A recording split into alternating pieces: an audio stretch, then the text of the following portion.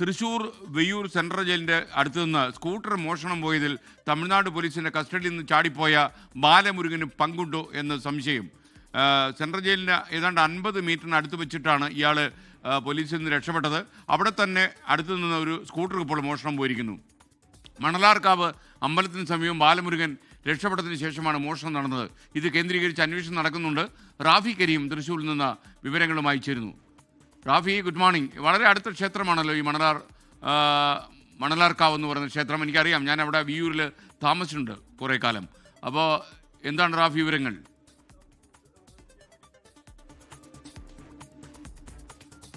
SKN ഏറ്റവും പുതിയതായി പുറത്തു വരുന്ന വിവരങ്ങൾ അനുസരിച്ച് ഈ വിയൂർ ജയിലിന് തൊട്ടടുത്തുള്ള സ്ഥലത്ത് നിന്നാണ് ഒരു സ്കൂട്ടർ മോഷണം പോയിരിക്കുന്നത്. ഒരു ഹോണ്ട ആക്റ്റീവ സ്കൂട്ടറാണ് മോഷണം പോയിരിക്കുന്നത്. അതിൻ്റെ ദൃശ്യങ്ങൾ ഇതിനോടകം തന്നെ നമ്മൾ നൽകിയിട്ടുണ്ട്. ആ സ്കൂട്ടർ മോഷ്ടിച്ചത് ഈ ബാലമുരുകനാകാം എന്നുള്ളൊരു സംശയമാണ് പോലീസ് ഇപ്പോൾ പറയുന്നത്. അല്പസമയം മുൻപ് തമിഴ്നാട് പോലീസ് സംഘവും കേരള പോലീസ് സംഘവും ഇവിടെ പരിശോധന നടത്തിയിരുന്നു. ഇപ്പോൾ ഞാൻ ആ വീട്ടിലാണ്, അതായത് സ്കൂട്ടർ മോഷണം പോയ വീട്ടിലാണുള്ളത്. സുരേന്ദ്രൻ എന്ന് പറയുന്ന ഈ ചേട്ടൻ്റെ സ്കൂട്ടറാണ് മോഷണം പോയത്. ചേട്ടൻ എത്ര മണിക്കാണ് സംഭവം? അത് നമുക്ക് വ്യക്തമായിട്ട് ടൈം പറയാൻ കഴിയില്ല. ഞാൻ രാത്രി 11:30 മണി വരെ ഉറങ്ങാതെ കിടന്നിരുന്നു. പക്ഷെ 9:30 നമ്മൾ ഒരു ഗേറ്റ് അടച്ചു. അപ്പോൾ ഒരു ഗേറ്റ് തുറന്ന് കിടന്നിരുന്നു, ഒരു ഗേറ്റിൻ്റെ ഒരു ഭാഗം മാത്രം. പിന്നെ സ്കൂട്ടറിൻ്റെ താക്കോലും പിന്നെ ഹെൽമെറ്റും അടുത്തുണ്ടായിരുന്നു. എന്നാൽ രാത്രി എടുക്കാൻ വിട്ടുപോയി. അപ്പോൾ അങ്ങനെ കൊണ്ടുപോകുന്ന ആൾക്കാർക്ക് ഈസി ആയിട്ട് കൊണ്ടുപോകാനായിട്ട് ബുദ്ധിമുട്ട് വരില്ല. ഒരു 200 രൂപയുടെ പെട്രോളും ഉണ്ടായിരുന്നു. ഈ ഹെൽമെറ്റും സ്കൂട്ടറിനൊപ്പം ഉണ്ടായിരുന്നല്ലേ? അത് തൊട്ടടുത്ത് വെച്ചിട്ടുണ്ടായിരുന്നു. ഈ ചേട്ടാ, ഈ എത്ര അടുത്താണ് ഈ വിയൂർ ജയിലിൽ? ഇത് അല്ല, ജയിലല്ല ശരിക്കും. ഇത് ഇന്നലെ വൈറ്റ് ഫീൽഡ് എന്ന് പറയായിട്ടൊരു കോളനി ഉണ്ട് ഇവിടെ തൊട്ടടുത്ത്. ആ കോളനിയിൽ നിന്ന് ഇങ്ങോട്ട് വരാൻ വഴിയുണ്ട്. അപ്പോൾ ആ കോളനിയിൽ സമാനമായിട്ട് ഇന്നലെ രാത്രി സ്കൂട്ടർ എടുക്കാൻ ആരോ ശ്രമിച്ചു. അത്രേ ബാലമുരുകനാണോന്ന് അറിയില്ല. അപ്പോൾ ശബ്ദം ഉണ്ടാക്കി. അപ്പോൾ അവർ പോലീസിൽ അറിയിച്ചു. പോലീസ് വന്നിട്ട് രാത്രി 12 മണി വരെ വൈറ്റ് ഫീൽഡ് കംപ്ലീറ്റ് അരിച്ചു പെറുക്കിയിരുന്നു. അപ്പോൾ വൈറ്റ് ഫീൽഡിൽ നിന്ന് ഇങ്ങോട്ടൊരു കണക്ഷൻ ഉണ്ട്, 2 റോഡുണ്ട്. അപ്പോൾ ഏത് റോഡ് വഴിക്ക് വേണമെങ്കിൽ ഇങ്ങോട്ട് വരാം. പക്ഷേ അത് കൂടാതെ ഈ വഴിയിൽ നിന്ന് തന്നെയാണ് പണ്ടൊരു സ്കൂട്ടർ പുള്ളി എടുത്തു കൊണ്ടുപോയിട്ടുള്ളത്. ഇതേ ബാലമുരുകനാണെന്ന് പറഞ്ഞത്. അപ്പോൾ നമുക്ക് ഒരു പോലീസിൻ്റെ വശത്തു നിന്നുള്ള ഒരു കാര്യക്ഷമമായിട്ട് അന്വേഷണം നടക്കുന്നുണ്ട്. തമിഴ്നാട് പോലീസും വന്നിട്ടുണ്ട്.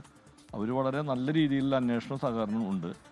അപ്പോൾ അവർ കണ്ടുപിടിക്കുന്നു, വിശ്വസിക്കുന്നു. അവർ തീർച്ചയായിട്ടും കണ്ടുപിടിക്കും, അവർ ഉറപ്പാണ്. ഇദ്ദേഹത്തിൻ്റെ വീട്ടിൽ നിന്നാണ് ഈ സ്കൂട്ടർ മോഷണം പോയത്. ഇതുമായി ബന്ധപ്പെട്ട് ഈ സ്കൂട്ടർ മോഷ്ടിക്കുന്നതിന് മുൻപ്, അതായത് 9 മണിയോട് കൂടിയാണ് ഇവർ വീട്ടിലേക്ക് എത്തിയത്. 9 മണിയോട് കൂടിയാണ് ഈ മോഷണം നടന്നിരിക്കുന്നത് എന്നുള്ളതാണ് സംശയം. ഈ സ്കൂട്ടർ മോഷ്ടിക്കുന്നതിന് മുൻപ് ഇവിടെ തൊട്ടടുത്തുള്ള വൈറ്റ് ഫീൽഡ് എന്ന് പറഞ്ഞ സ്ഥലത്ത് ഒരു മോഷണ ശ്രമം നടന്നിരുന്നു. അവിടെ നിന്ന് ഇങ്ങോട്ട് എത്താൻ കഴിയും. ഏകദേശം ഒരു 200 മീറ്റർ മാത്രമാണ് ദൂരമുള്ളത്. അവിടെ നിന്ന് ഇങ്ങോട്ട് എത്തിയാകാം ഈ മോഷണം നടത്തിയത് എന്നുള്ളതാണ് പ്രധാനപ്പെട്ട ഒരു സംശയമുള്ളത്. ഒപ്പം തന്നെ ഈ സമീപത്തുള്ള വീടുകളിലെ CCTV ദൃശ്യങ്ങൾ കേന്ദ്രീകരിച്ചൊരു അന്വേഷണം ഇന്ന് രാവിലെ മുതൽ പോലീസ് നടത്തിയിട്ടുണ്ട്. ഈ CCTV ദൃശ്യങ്ങൾ പരിശോധിച്ച് ഈ സ്കൂട്ടർ മോഷണം പോയ സമയത്ത് ഈ ബാലമുരുകനാണ് അത് കടത്തിക്കൊണ്ട് പോയതെന്ന് CCTV ദൃശ്യങ്ങളിലെ രൂപം മനസ്സിലാക്കിക്കൊണ്ട് സ്ഥിരീകരിക്കാനാണ് കഴിയുക. തമിഴ്നാട് പോലീസ് സംഘവും ഇവിടെ എത്തിയിട്ടുണ്ട്. ഇതേ രീതിയിൽ തന്നെ കഴിഞ്ഞ വർഷം ബാലമുരുകൻ രക്ഷപ്പെട്ട സമയത്ത് ഇവിടെ നിന്നൊരു സ്കൂട്ടർ മോഷ്ടിച്ചുകൊണ്ട് കോയമ്പത്തൂരിലേക്ക് കടന്നിട്ടുണ്ട്. അതാണ് ഈ മേഖലയിൽ ഇത്തരത്തിലൊരു മോഷണം നടന്നപ്പോൾ അത് ബാലമുരുകനാകാം എന്നുള്ളൊരു സംശയത്തിൻ്റെ പ്രധാനപ്പെട്ട ഒരു കാരണം. ഒപ്പം തന്നെ ഇന്നലെ തന്നെ നമുക്ക് ഈ പോലീസ് നിർദ്ദേശം നൽകിയിരുന്നു, ഈ സ്കൂട്ടറുകൾ ശ്രദ്ധിക്കണം. അതായത് ബാലമുരുകൻ്റെ ഒരു രീതിയാണത്.